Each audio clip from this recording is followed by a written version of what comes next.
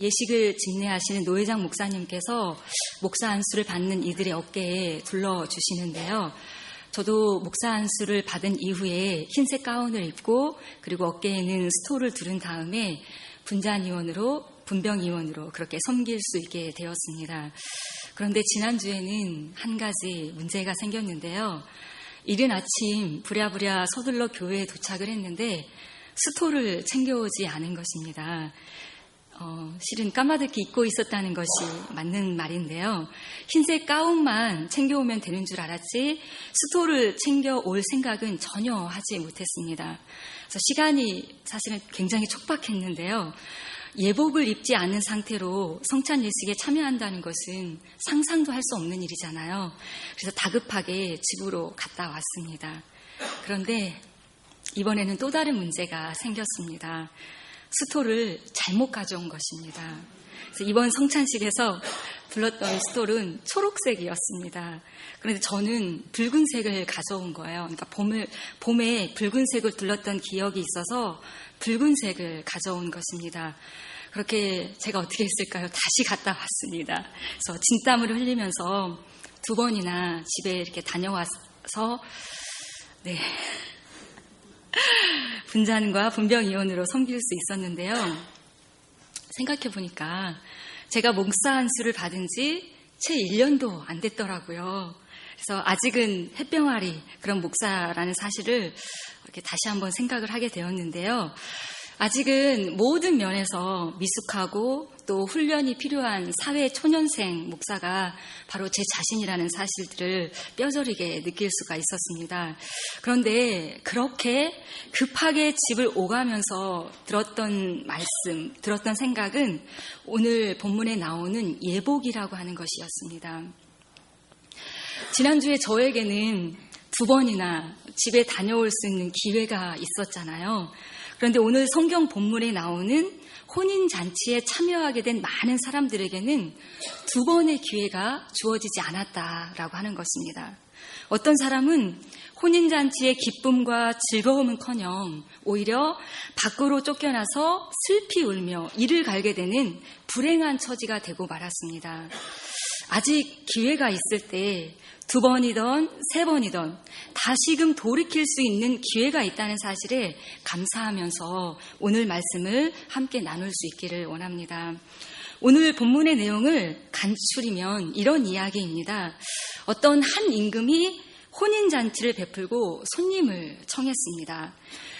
잔치 준비를 마친 임금이 종들을 보내서 초청된 사람들을 모셔오도록 하였습니다.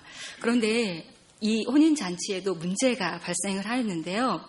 초대를 받았던 사람들이 하나같이 초대에 응하지 않았다는 것입니다.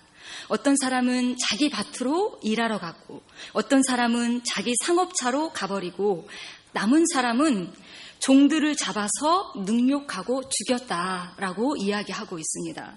임금은 크게 화가 나서 군대를 보내서 살인자들을 진멸하고 그 동네를 완전히 불살라 버립니다.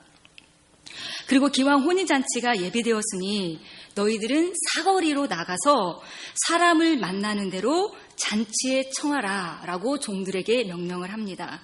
종들은 임금의 명령이 떨어지자마자 밖으로 나가서 선한 사람이든 악한 사람이든 가리지 않고 만나는 대로 사람들을 잔치자리로 데리고 오게 됩니다.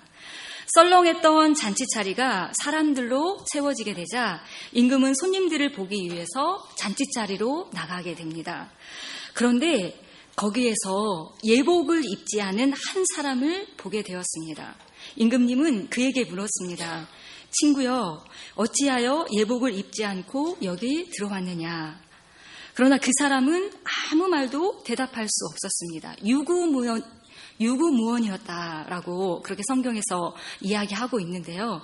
그러자 임금은 사환을 시켜서 그 사람의 수족을 결박해서 바깥 어두움에 내어 던지라 라고 명령을 하였습니다.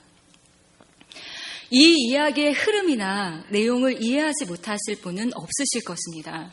그러나 고개가 조금은 갸우뚱해지는 또는 갸우뚱해지는 것이 어쩔 수 없다라는 생각이 저는 들었는데요. 더구나 이 이야기의 중간중간에 조금은 과하다 싶은 그런 부분도 사실 없지 않다는 생각이 듭니다. 그렇지만 이것이 정말로 우리가 장차 직면하게 될 실제 상황이라고 한다면 우리는 이 말씀을 들을 때 이 말씀을 통해서 지금 경각심을 가지지 않을 수 없겠다라고 하는 것입니다. 오늘 본문의 말씀은 누가복음 14장과 비슷한 구조를 가지고 있는데요. 다르면서도 비슷한 점을 찾을 수가 있는데 오늘 본문의 혼인잔치 비유와 누가복음 14장의 큰 잔치의 비유를 함께 병행하면서 읽게 되면 잔치에 관련된 중요한 사실들을 우리가 조금은 확실하게 짚어갈 수가 있습니다. 이 두 가지 비유에서 이루어지고 있는 잔치는 하나님 나라의 잔치입니다. 임금은 하나님이시고 아들은 예수 그리스도이십니다. 하나님께서 신랑 되시는 예수님을 위해서 하나님의 나라 결혼 잔치를 배설하신 것입니다. 본격적으로 잔치를 베풀기 전에 임금은 손님들에게 초청장을 먼저 보내게 됩니다. 잔치를 배설하기 전에 잔치에 초대할 사람들을 정하고 그 잔치에 응할지 말지를 먼저 결정하게 합니다. 그렇기 때문에 잔치날 잔치 자리에 나오는 대신에 자기 밭으로 나가는 사람이나 자기 상업차 일을 보러 나가는 사람의 태도는 무척 경우가 없는 그런 일이었습니다. 누가복음에서는 이 핑계에 저 핑계를 대면서 빠져나가고 있는 것을 볼 수가 있는데요. 어떤 사람은 밭을 샀는데 내가 불갑을 나가봐야겠다라고 이야기합니다. 그런데 이것이 말이 안 되는 것은 땅을 사는 사람이 그 땅이 좋은 땅인지 그렇지 않은지 또는 그 땅과 관련해서 채무 관계가 얽혀 있는 것인지 아닌지 알아보지 않고 땅을 사는 경우는 없다는 것입니다. 아예 미련한 사람이든지 사실은 잔치에 가고 싶지 않아서 핑계를 대든지 둘 중에 하나일 것입니다. 또 한 사람은 소 5겨리를 샀으니 내가 시험하러 가야 한다라고 이야기합니다. 아니 목돈을 주고 소를 사면서 이 소가 건강한 소인지 그러니까 일을 잘할 수 있는 소인지 쓸모없는 소인지 밭을 갈아보아야 알 수 있다면 그 또한 얼마나 어리석은 사람인가. 자기 스스로 바보라고 인정하는 꼴이 아니고 무엇이겠나 이런 생각들을 해볼 수가 있습니다. 나머지 한 사람은 장가를 들어서 잔치에 갈 수 없다라는 핑계를 대고 있는 것을 읽을 수가 있습니다.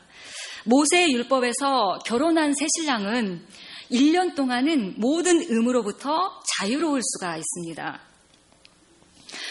그러나 결혼했기 때문에 잔치에 가지 않겠다는 것은 그 핑계가 너무 빈약하다는 것입니다. 신부와 함께 하루하루 매일매일 집에서 놀면서 기왕이면 잔치 자리에 데리고 가서 신부도 소개하고 또 많은 사람들로부터 덕담도 받을 수 있고 칭찬도 들을 수 그러니까 축복도 받을 수 있잖아요. 그러면 그런 일들이 신부에게 더 큰 기쁨을 주게 되었을 것입니다.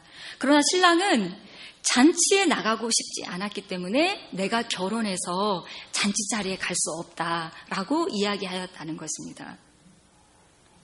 그들은 하나같이 초청된 잔치 자리를 거부하고 제 일에만 매달리고 있는 모습을 우리에게 보여주고 있습니다. 더욱이 임금님이 배설하는 혼인잔치인데 그런 혼인잔치에 초대를 받았다면 여러분 어떤 마음이 들까요? 가문의 영광이지 않을까요? 그럼에도 불구하고 그들의 태도를 보면 참 이상한 사람들이다라는 그런 생각을 하지 않을 수가 없습니다.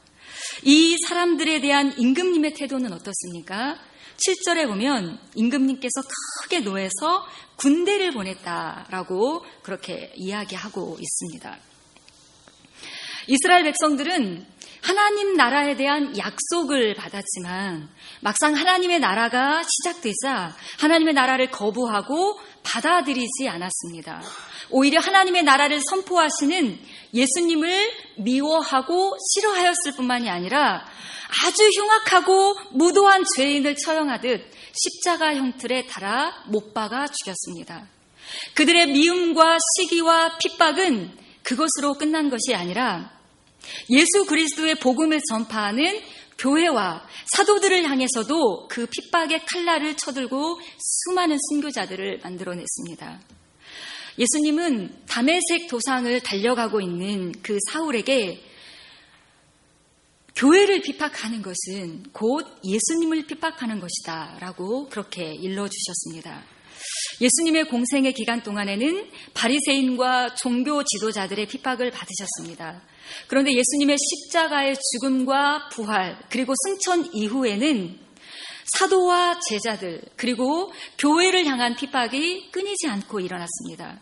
결국 하나님을 대적하는 이들이 처하게 될 형벌은 임금님이 군대를 보낸 것처럼 완전한 진멸, 영원한 멸망 외에는 자비가 없다라고 하는 것을 오늘 본문에서 우리에게 가르쳐 주고 있습니다.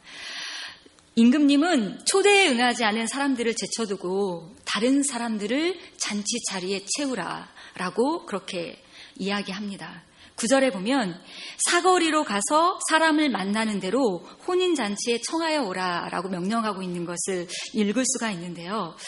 종들이 데려온 사람들은 어떤 사람들일까요?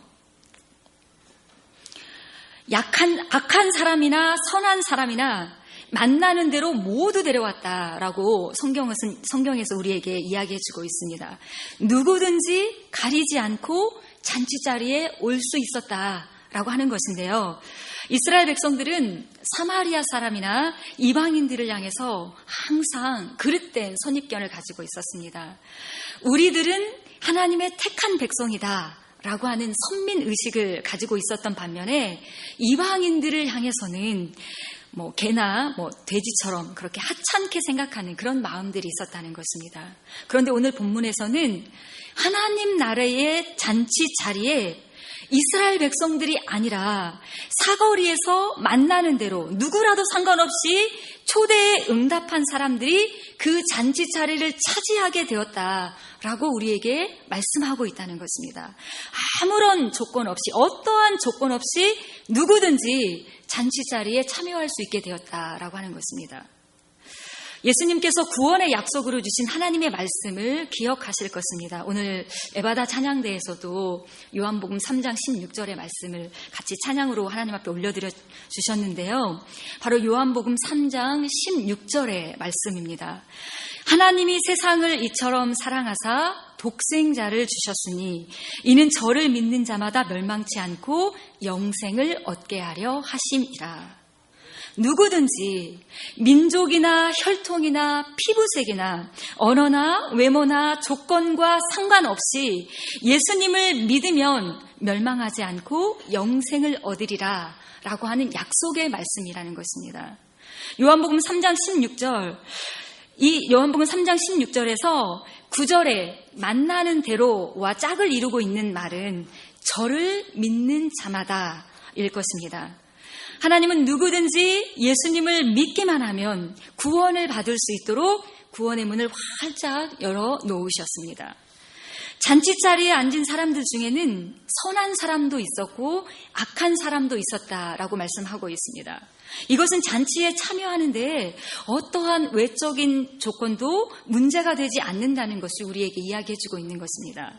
악한 자나 선한 자나, 이 말은 우리가 생각할 때, 우리가 생각을 할 때 이 사람은 악한 사람이야, 이 사람은 선한 사람이야, 이렇게 생각하는 것이지 하나님의 부르심에는 어떠한 조건이나 경계가 없다라고 하는 것입니다.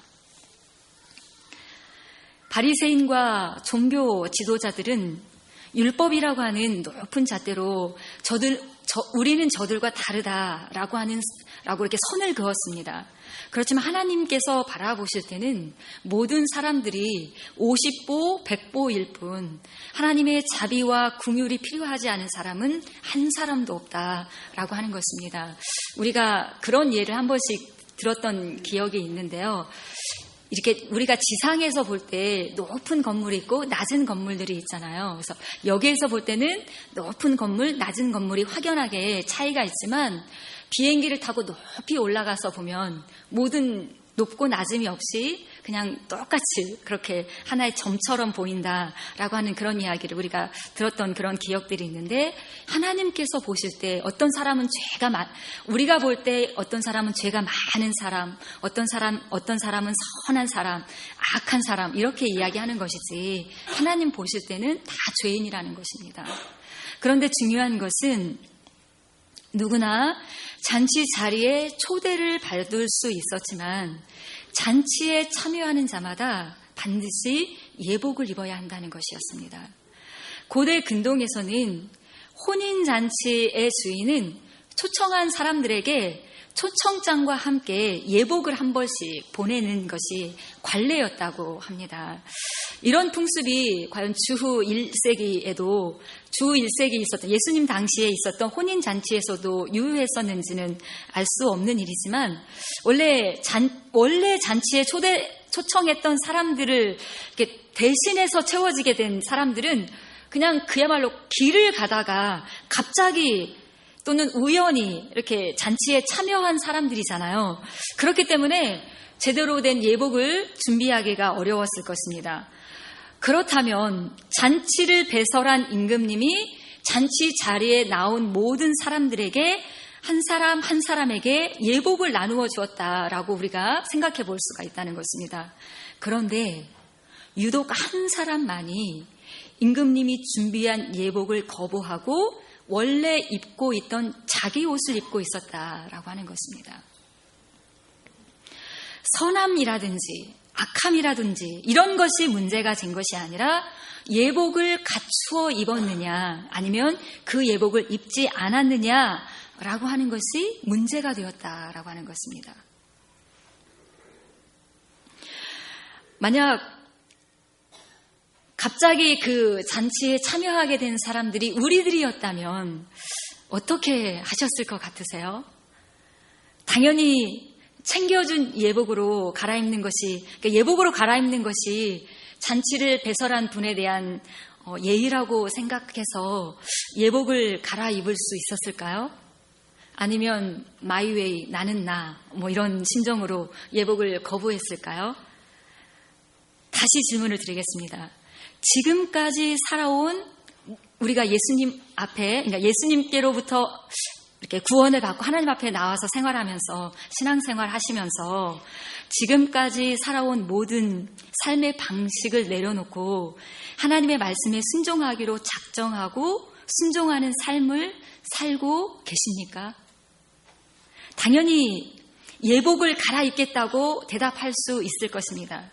그러나 내 지식과 경험, 그리고 생각을 내려놓고 하나님의 뜻을 따라서 하나님의 말씀에 순종하고 있는가라고 묻는다면 입이 있어도 할 말이 없는 그런 분들도 없지 않아 있으실 것 같습니다.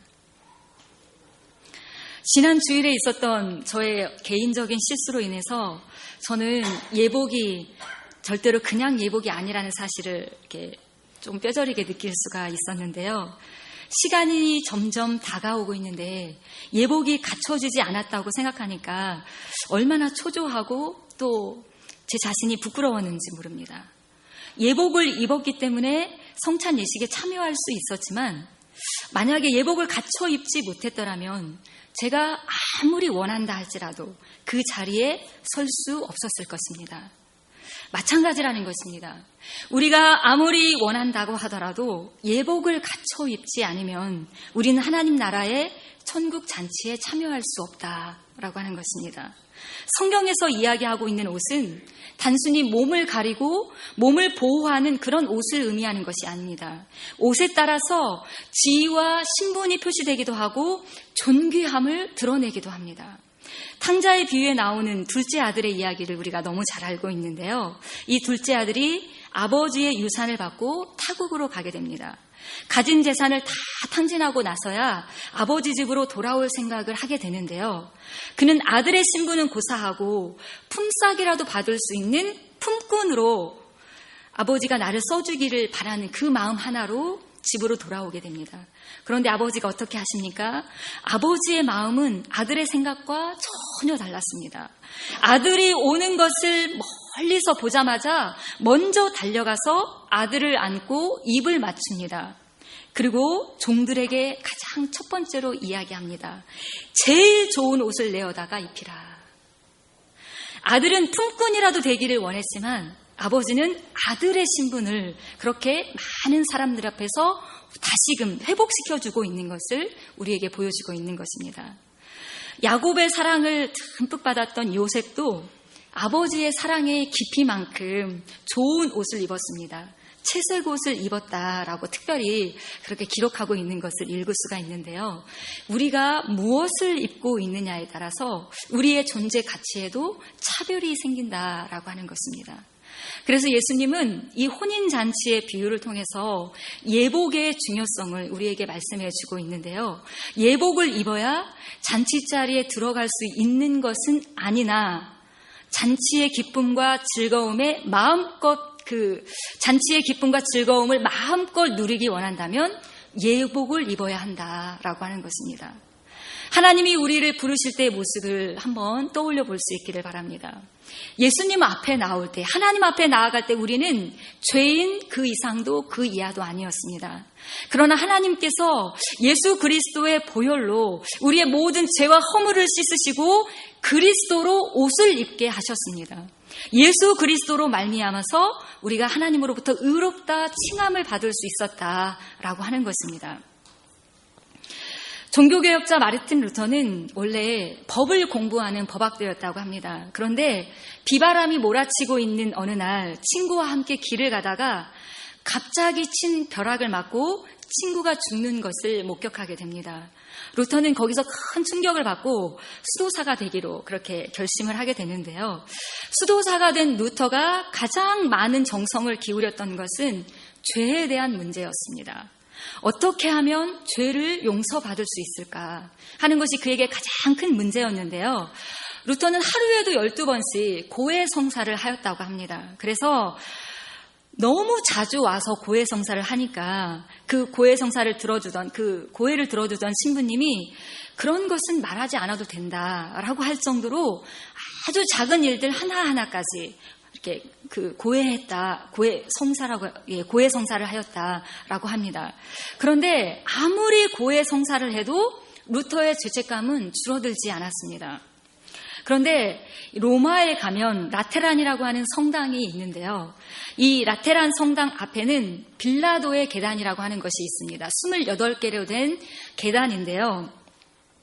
이 계단을 맨 무릎으로 기어 오르게 되면 죄사함을 받을 수 있다라고 하는 이야기가 있습니다. 그래서 루터가 로마를 방문하게 되었을 때 이 빌라도의 28개의 계단을 맨 무릎으로 기어 오르게 됩니다. 맨 무릎으로 기어 오르면서 어떤 생각을 했을까요? 자기의 그 무거운 죄의 짐으로부터 벗어나기를 원하는 간절한 마음이 있었습니다. 그러나 28개의 계단을 무릎으로 걸으면서 기어 올라가면서 무릎이 까지고 피가 흐르는 그런 아픔을 느꼈지만 죄책감으로부터는 자유로워지지 못했습니다. 어떠한 인간적인 노력도 이 루터가 가지고 있는 죄책감으로부터 벗어나게 할 수 없었다라고 하는 것입니다. 그런데 복음에는 하나님의 의가 나타나서 믿음으로 믿음에 이르게 하나니 기록된 바 오직 의인은 믿음으로 말미암아 살리라 함과 같으니라 라고 하는 이 로마서 1장 17절의 말씀을 읽고 천둥 번개가 치는 것처럼 정신이 번쩍 드는 것을 느낄 수 있었습니다. 그리고 그 말씀을 통해서 그동안 가지고 있던 죄책감으로부터 노임을 받을 수 있었습니다. 자기의 의, 인간적인 어떤 노력에 의해서 의로워질 수 있는 것이 아니라 오직 예수 그리스도의 보혈로 옷을 입게 될 때 의롭게 된다는 사실을 깨닫고 거기서 무너지게 된 것입니다. 오늘은 종교개혁 500주년이 되는 특별한 주일인데요. 오늘 우리가 주일 예배를 통해서 500년 전의 종교개혁이 그 당시에 잘못된 어떤 가르침이라든지 또 많이 우상시되었던 교회 안에 들어와 있던 많은 것들이 교회에서 제거되고 버려지는 일이었다. 다시 돌아가는 일이었다라고 하는 것을 우리에게 말씀으로 들려주셨습니다. 그러나 제거하고 버려야 될 것들은 그 시대만 있었던 것이 아니라는 사실을 우리 모두 느끼고 계실 것입니다. 우리에게도 지금 오늘의 시대를 살아가고 있는 우리에게도 여전히 제거하고 버려야 될 것들이 많이 있습니다.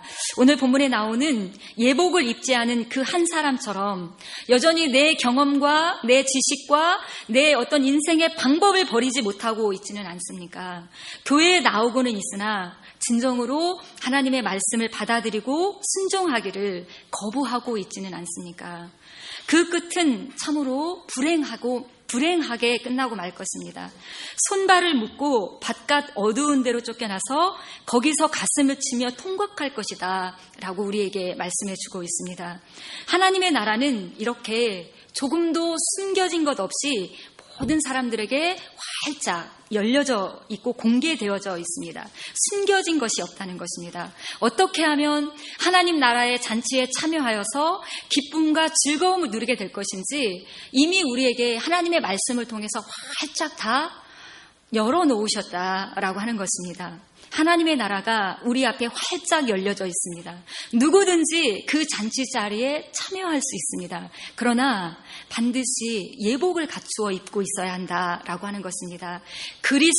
예수 그리스도로 옷을 입고 거룩한 행실, 정결한 삶의 모습으로 우리가 하나님 앞에 서 있어야 한다라고 하는 것인데요. 하나님의 나라를 비유로 들려주시는 이 복음서의 여러 이야기, 여러 말씀들을 통해서 우리가 이제는 정말 하나님 나라의 참된 백성이 되도록 우리의 삶 속에서 계속적인 개혁을 이루어가는 우리 모두가 될 수 있기를 축복합니다. 기도하겠습니다.